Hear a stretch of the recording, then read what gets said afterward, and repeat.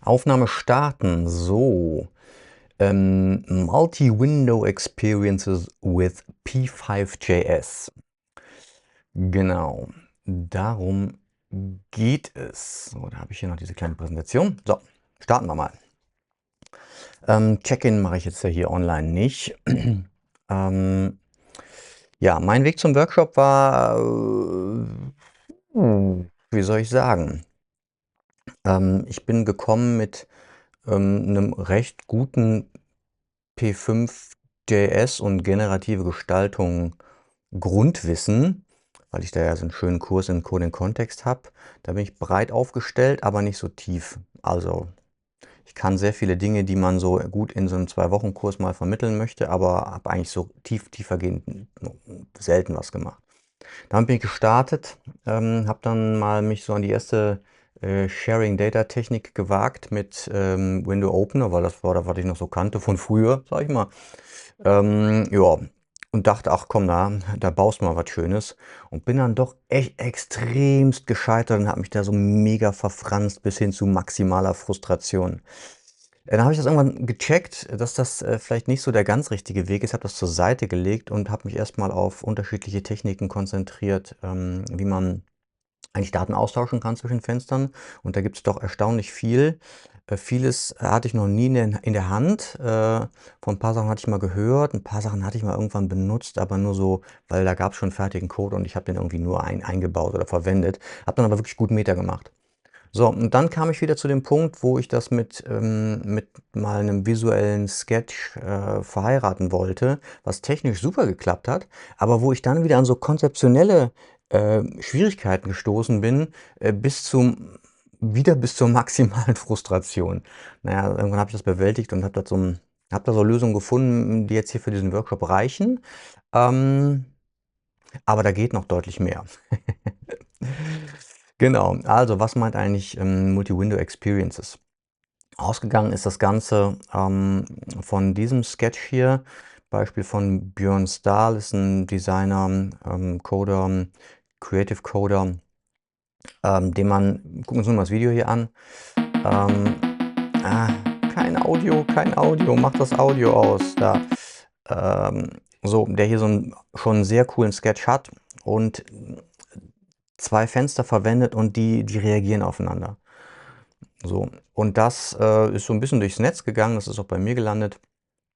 Und ja, das fand ich schon cool und dachte, da könnte man sich vielleicht mal drum kümmern. Genau, hier gibt es noch eine Demo zu, ähm, wo das auch passiert. Das muss ich mal anders machen. Die mache ich mal in einem neuen Tab auf. So, ich weiß gar nicht, wie gut die ist. Wo eigentlich nur ein Rechteck, aber ich hatte jetzt das schon mal hier verwendet, deswegen hat er wahrscheinlich noch Daten, genau, wo die so ja, cool aufeinander reagieren. Und da hatte mich schon interessiert, wie man das eigentlich schlau machen könnte. Und das war so ein Ausgangspunkt des Ganzen. Ähm, ja, äh, und im Rahmen des Workshops hier würden wir uns das mal ein bisschen systematischer angucken. Also die Frage, wie können Daten zwischen Fenstern ausgetauscht werden? Frage Nummer eins. Frage Nummer zwei, wie lassen sich diese Ansätze oder einer dieser Ansätze ähm, sinnvoll mit P5 verbinden? Und ja, was lässt sich gestalterisch damit machen? Und natürlich dabei so ein bisschen Spaß haben, weil es macht schon auch Spaß, auch wenn mein Weg zum Workshop steinig war. Ja, Spaß macht's trotzdem. Okay, wie kommen wir dahin? Zielbild hatte ich gerade so grob formuliert, zeige ich gleich noch mal visuell, wo geht die Reise hin. Ich habe dann so einen kleinen konzeptionellen Unterbau, dass man so von den gleichen Dingen spricht und auch mal so ein kleines Mindset aufbaut, über Szenarien. Ja, dann gucken wir uns Ansätze an, wie man Daten teilen kann. Dazu gibt es eine kleine Übung hinten dran. Und ja, dann gucken wir uns die andere Seite an. Also was kann man mit P5.js eigentlich machen? Gibt einen ganz, ganz kleinen Rundflug nur. Also da muss jetzt hier, wer sich damit noch nicht auskennt, vieles einfach hinnehmen, fürchte ich. Ja, und dann gibt es noch ein paar Aufgaben, an denen gearbeitet werden kann. Und zum Schluss natürlich kleiner Rückblick, Ausblick. Gut, das Material habe ich bereitgestellt, eine kleine, ja, so klein ist die gar nicht, eine Dokumentation, ein Repo, Das Repo ist quasi die Dokumentation und dieses Slide Deck hier. Jo, Disclaimer. Wir werden super viele Sachen nur so kratzi-kratzi an der Oberfläche uns angucken können. Der Code ist recht umfassend, ist vielleicht übertrieben, aber es ist schon teilweise braucht man ein paar Zeilen mehr, um bestimmte Dinge zu erreichen. Das macht die Sache manchmal etwas übersichtlich. Wie gerade schon gesagt, für P5.js, um wirklich coole Sachen zu machen, wird uns hier auf jeden Fall Repertoire fehlen. Bei mir ist leider in so Präsentationen immer babylonisches Sprachgewirr, irgendein Mash-up aus Englisch und Deutsch, sorry. Die meisten Konzepte und Techniken habe ich tatsächlich auch noch nie in der Hand gehabt oder gar ernsthaft genutzt. Also ernsthaft genutzt heißt für mich irgendwie im professionellen Kontext. Es gibt eine zweite Seite vom Disclaimer. Ich habe keine Performance-Messung gemacht, was hier an bestimmten Stellen sicherlich auch interessant wäre. Also welche Technik performt besser zum Austausch von Daten. Wobei im Endeffekt habe ich festgestellt, dass es auch viel vom visuellen Konzept abhängt, was man eigentlich so braucht und wie performant das so sein muss. Wir befassen uns nur mit zwei Fenstern. Also wir reagieren zwei Fenster aufeinander. Anfangs hatte ich den Gedanken, dass es cool wäre, das direkt so offen zu machen, dass man auch mit 2, 3, 4, 5 Fenstern agieren kann. Aber es wurde doch schnell sehr unübersichtlich für einen selbst, also auch so hier so kognitiv. Also zumindest für mich. Ich habe insgesamt super wenig getestet. Insbesondere habe ich kaum Cross-Browser-Tests gemacht. Ups. So, und ich habe so ein paar Ansätze, wir werden vielleicht nicht alle Ansätze oder alle sinnvollen Ansätze, wir werden auf jeden Fall nicht alle sinnvollen Ansätze in einem Sketch zusammenbringen. Das gucken wir uns nachher nochmal an. Genau. Dann bei mir in den Workshops, ich versuche immer möglichst nah an irgendwie Standards zu sein, versuche alles so, was Drittanbieter-Software ist, was Frameworks,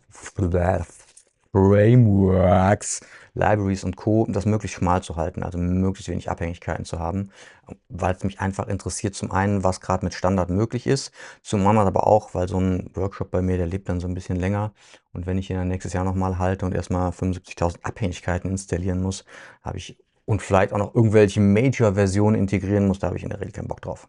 Alles klar, wohin geht's? Ich habe so ein paar Dinge vorbereitet, die schauen wir uns mal an. Ich mache die mal alle auf. Zap, zap, zap, zap. Also ein Thema, was wir uns wahrscheinlich doch nicht anschauen, aber ich zeige es, dass es da ist, kann man noch in der Doku nachlesen, die auch Stahl in seinem Entwurf hat, nämlich die Reaktion auf die Position des Fensters. Ich habe jetzt hier mal einen Punkt und der checkt, wenn ich das Fenster bewege, dann bewegt er sich auch. Es ist erstmal nicht spektakulär, weil das hätte ich auch letztes Jahr schon gekonnt, aber der merkt, dass eine Bewegung stattgefunden hat. Ne, also der zieht hier so nach, ne, über so eine Feder, dass der so eine gewisse Massenträgheit wird hier simuliert. Das gleiche mit einem etwas komplexeren Objekt ist genau die gleiche Mechanik, nur dass das Objekt ein bisschen mehr kann. Also ich habe es jetzt hier mal an die Position gebunden, aber auch an so eine Verdrehung, darf man das sagen, ja. So, das ist hier das erste Multi-Window-Teil. Da mache ich CNO. Ja, also man sieht es ganz simpel. Ich zeichne eine Linie zwischen zwei Fenstern. Ich kann der auch hier eine andere Farbe geben. Hohoho, spektakulär. Genau, aber das ist letzten Endes so das erste Multi-Window-Teil, was wir haben. Und das wird auch eine Aufgabe sein, das mal zu bauen. So, zweites Beispiel, genau. Ziehe ich auch mal hier raus, mache mal ein Fenster auf. Hier habe ich mal versucht, so eine Multi-Window-Geschichte zu machen, die mit ein bisschen komplexeren Sketch funktioniert. Da bin ich gestalterisch schon so ein bisschen an meine Grenzen gekommen, aber man sieht, dass die irgendwie was miteinander zu tun haben. Ja, das wird auch eine Aufgabe sein. Und drittes Beispiel ist die Grundkonstruktion ist immer das gleiche, ist immer so ein radiales Raster von Linien. Hier ist halt so ein bisschen Bewegung drin, so ein bisschen organische Bewegung. Und das ist letzten Endes das gleiche, wie wir eben auch hatten, gleiche Mechanik.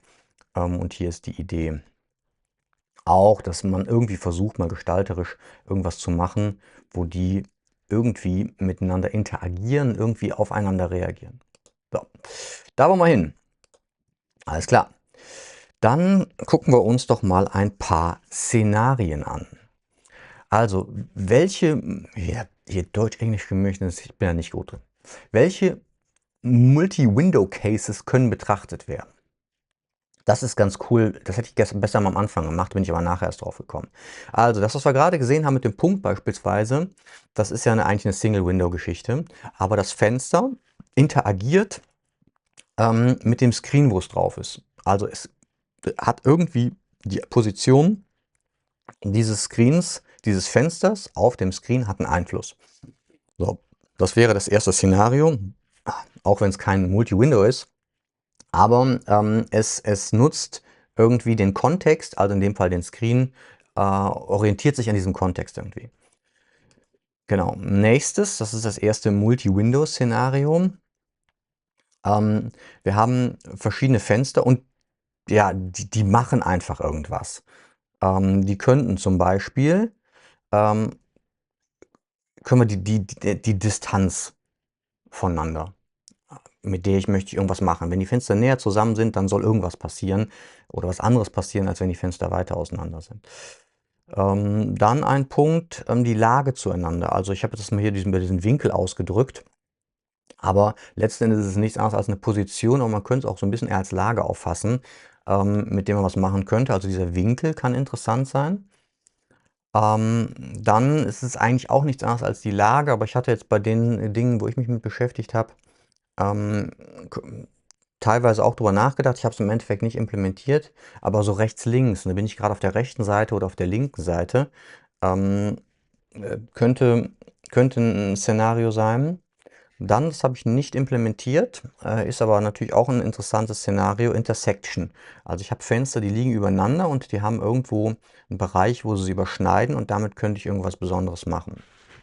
Meine erste Idee beispielsweise war, dass ich so einen Sketch habe, wo so ein Punkt durch die Gegend läuft und dass dieser Punkt sich quasi immer nur diese Fläche nimmt, diese Gesamtfläche, die beide Fenster abdecken. Oder man könnte sich auch vorstellen, dass dieser Punkt nur in dieser Intersection läuft oder irgendwie sowas. Daran bin ich aber ganz grandios gescheitert. So viel kann ich schon verraten.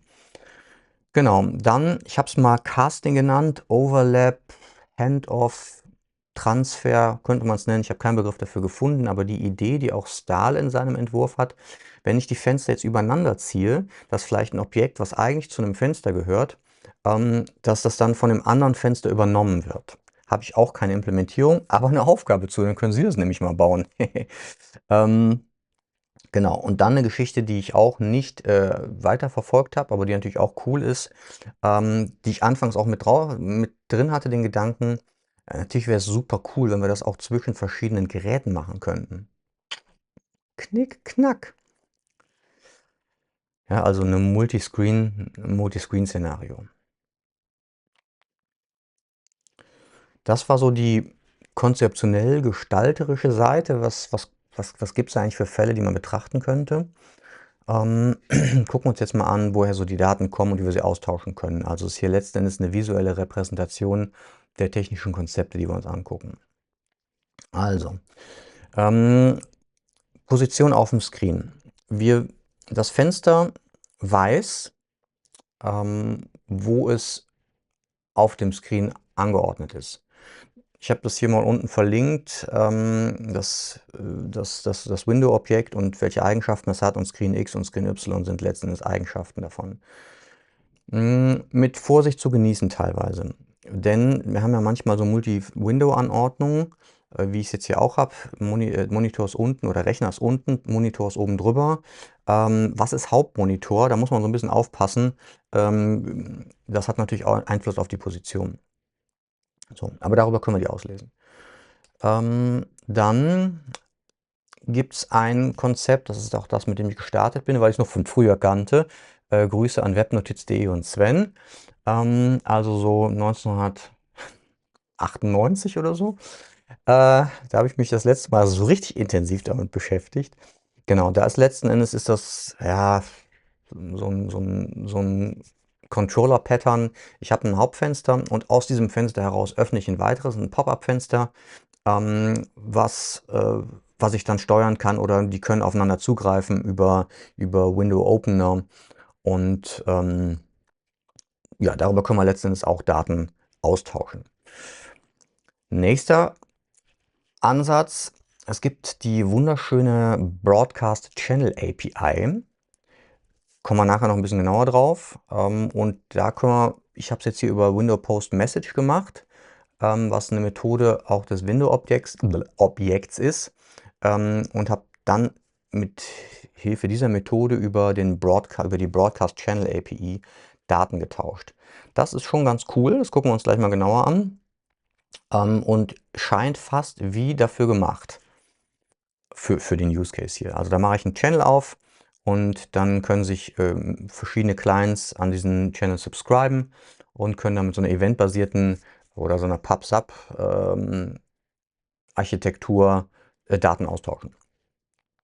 Okay. Dann eine Methode, die auch funktioniert, die vielleicht nicht für den Fall gedacht ist, aber die man trotzdem dafür hernehmen kann: Local Storage. Local Storage ist nicht an ein Fenster gebunden, sondern ist an den Browser gebunden, ist eine Same Origin Technologie, komme ich gleich nochmal drauf. Und da könnten wir natürlich auch sagen, hey, wir schreiben aus den Fenstern die Positionen da rein und lesen die da aus. Da haben alle Fenster Zugriff drauf, zumindest alle Fenster aus diesem Origin. Und da könnten wir natürlich das auch nutzen, um die Position auszulesen. So, dann gibt es noch das Konzept von einem Shared Worker. Ein Shared Worker ist ein Worker, den sich verschiedene Fenster teilen können. Auch der scheint sich für dieses wundervolle Vorhaben ganz toll benutzen zu lassen, als wäre er dafür gemacht. Oder sie. Auch dazu haben wir ein Beispiel. Und last but not least, WebSocket.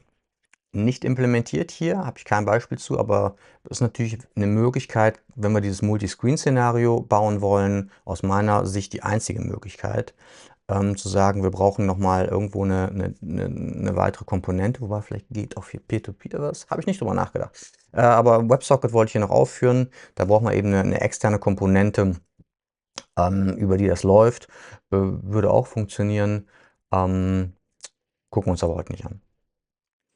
Genau, das war es dazu und jetzt mache ich erstmal eine kleine Pause.